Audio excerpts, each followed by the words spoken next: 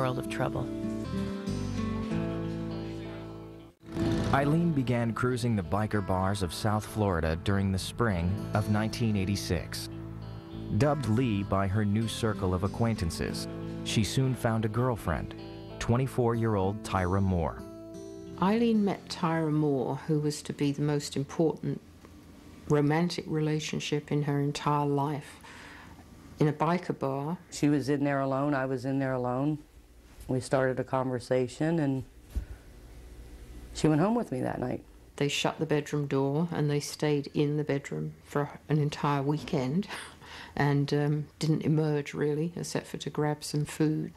So from then on they became inseparable. That was the anchor Aileen had been looking for. I don't know that she was gay. I think maybe she turned herself that way just to see if that way of life would work for her. The two women lived like nomads, changing homes frequently, from a room in a friend's apartment, to a trailer, to motel rooms, sometimes the woods. By day, Aileen worked the highways, earning a few $100s a week.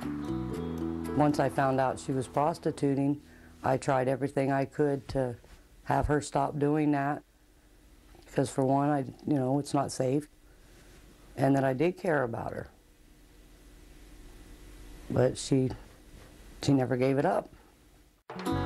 Aileen would come home evenings and weekends.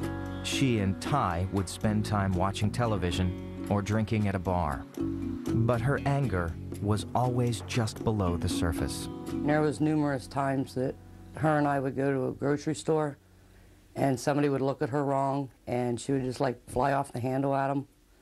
Like, what are you looking at me for? And it was very embarrassing a lot of times. Despite Aileen's temper, Ty stayed with her.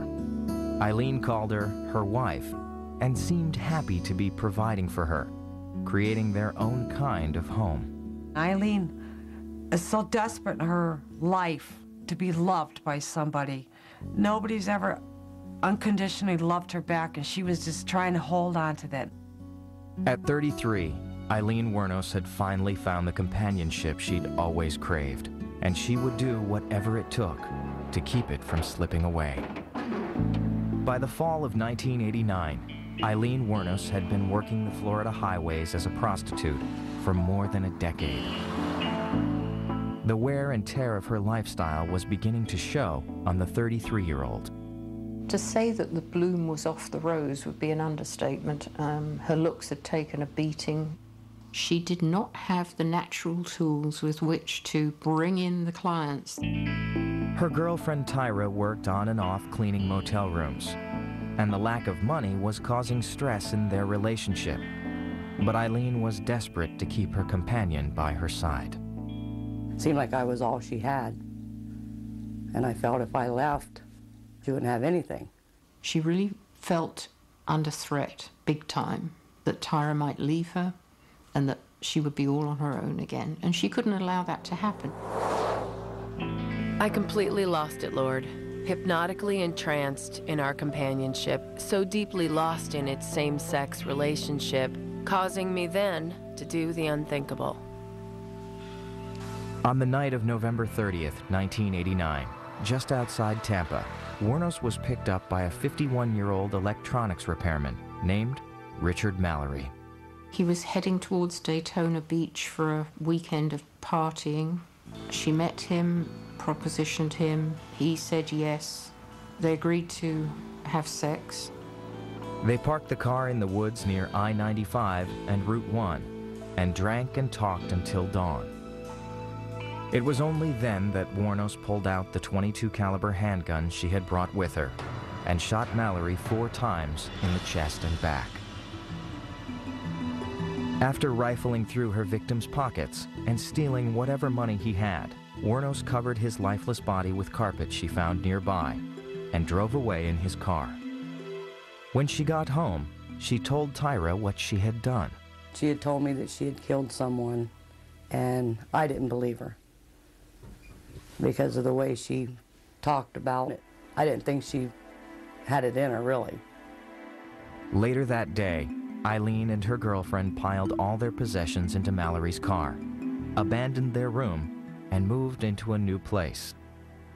Then Aileen took the car, methodically wiped clean of fingerprints, and dumped the things that were in the car, covered them with sand, and then dumped the car at yet another site. Police would find Mallory's abandoned car the next day, and his corpse 2 weeks later in Volusia County. But with no leads, the case remained cold. Tyra never went to the police to report her lover's confession and stayed by wuornos' side. I thought at that time that, okay, she has all the frustration out of her system for whatever reason she hated society, that she'll be okay. But obviously she wasn't. Obviously it was just the turning point, and she figured she got away with it once, she would keep doing it.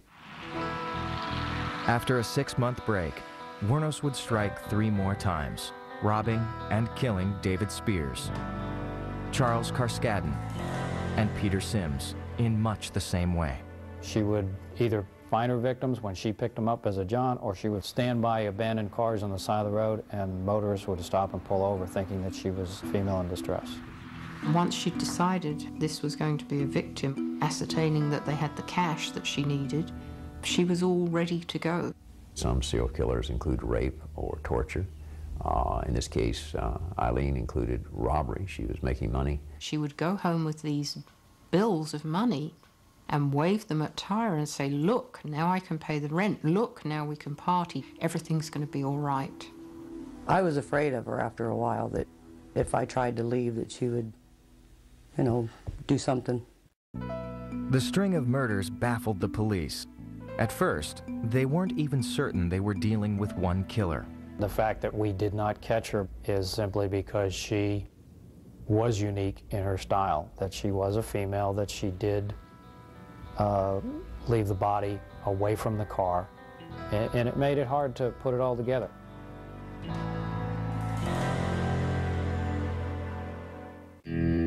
On July 4th, 1990, wuornos had a close call when she and Tyra were involved in an accident while driving a car she had stolen from her 4th victim. We were riding out through the country. Guess I was going a little fast around a turn and rolled the car. The women were unharmed, but when help arrived, Aileen realized the accident could mean trouble. Aileen then wrenched the rear license plate off with her bare hands and threw it into the bushes. When one of the fire rescue people approached the females, the female was belligerent to her and they ran off. I probably had my suspicions about that it could be a vehicle of someone that she murdered. But I never questioned her about it because, like I said, you know, you don't want to make her mad. Police quickly learned that the car was registered to Peter Sims, who had been reported missing 3 weeks earlier. But they were unable to track down the 2 women, who had already hitchhiked their way back to Daytona. A drawing was done at that time of the 2 of them. The police were trying to weigh the benefits of getting the drawings out there against the fear that it would tip off the women and they would run. So they were in one local paper and that was it at that time, and nothing happened. Over the next 5 months, wuornos would kill another 3 men. It was now becoming apparent to Florida authorities that they had a serial killer on their hands. The victims were found in 5 different counties, all shot with a .22 caliber handgun. Desperate for leads, police decided to release the sketches of the 2 women statewide. When the composites are put in the newspaper, we start getting a lot of calls from the Daytona Beach area, from the Port Orange area, indicating that they were seen. At that point, Tyra fled the state, heading north to Pennsylvania to stay with her sister, and leaving Aileen to fend for herself. I knew I had nothing to do with any of this, and I had to leave. It's like I have to get away from her. You know, she's not going to ruin my life. Aileen was on her own, desolate. She didn't know the game was up, but she was out of steam, she was out of money, she was out of energy, she was out of strength, she was heartbroken because Tyra had left her. In late December, detectives discovered pawn shop records of items wuornos had stolen from her victims. It was the break police had been looking for. She was identified through her thumbprint on the pawn shop ticket. Police now knew they were looking for Aileen Wuornos. They followed her for about 2 days. Then they made their move. We learned that the bar where she's been hanging out for the last 24 hours, they're going to have a large pig roast and a biker gathering. So with her history, we're concerned that she's going to end up on the back of a bike and be off and we'll never find her again. On January 9th, 1991, at this Port Orange bar, aptly named the Last Resort, Aileen Wuornos was finally arrested. She would soon find herself caught between wanting to fight her case and needing to protect the woman she loved. Tyra, listen, you just go ahead and do what you gotta do, okay? Between November 1989 and November 1990, Aileen Wuornos killed 7 men along the highways of Central Florida. Aileen was a predator just like any other serial killer. She was out there to take lives for her own personal gain. With Wuornos now in custody, investigators turned their attention to finding her lover, Tyra Moore. They quickly tracked her down near Wilkes-Barre, Pennsylvania. Well, I was very cooperative. Anything I knew, I told them. I knew I didn't have anything to hide, because I knew I was nowhere around her when she did any of this. We really had no evidence that she was knowingly participating in the robberies or the killings. Tyra did confess to knowing about at least one of the murders, yet the prosecution decided not to charge her with any crime. But that leniency would come with a catch.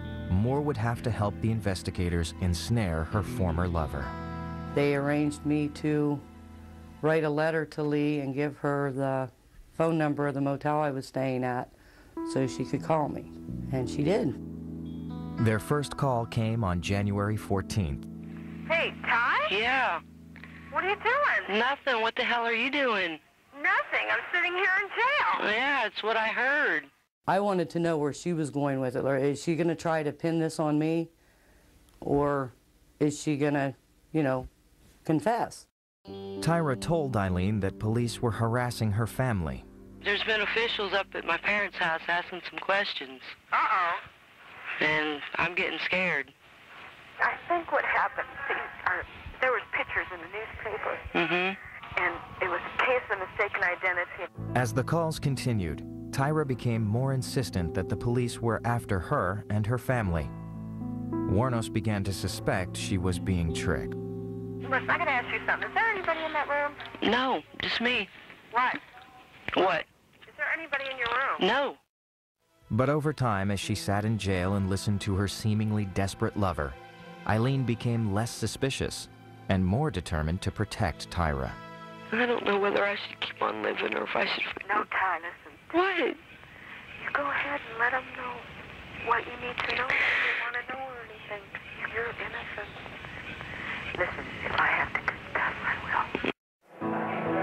will. On January 16th, 1991, Aileen took matters into her own hands. There's no confessing if there's nothing in the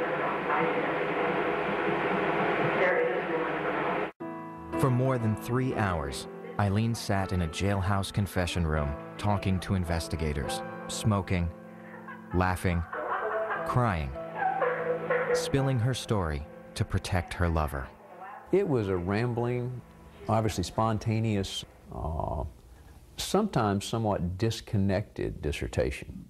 I'm telling you, from the bottom of my heart, I'm telling you the truth about everything. I mean, I can't be any truthful. Throughout, Wuornos blatantly disregarded the advice of the public defender assigned to represent her. I told you, I don't care if you're here or not, I just want to let them understand that Tyra is very innocent. I don't want an innocent person hurt.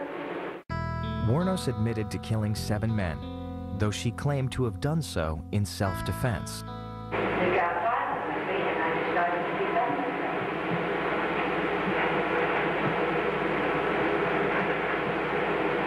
I wasn't going to let them beat the shit out of me either. In the end, Aileen Wuornos was charged with 6 counts of first-degree murder. The story of the so-called damsel of death instantly became a national sensation. It was a huge, huge story because women simply don't kill the way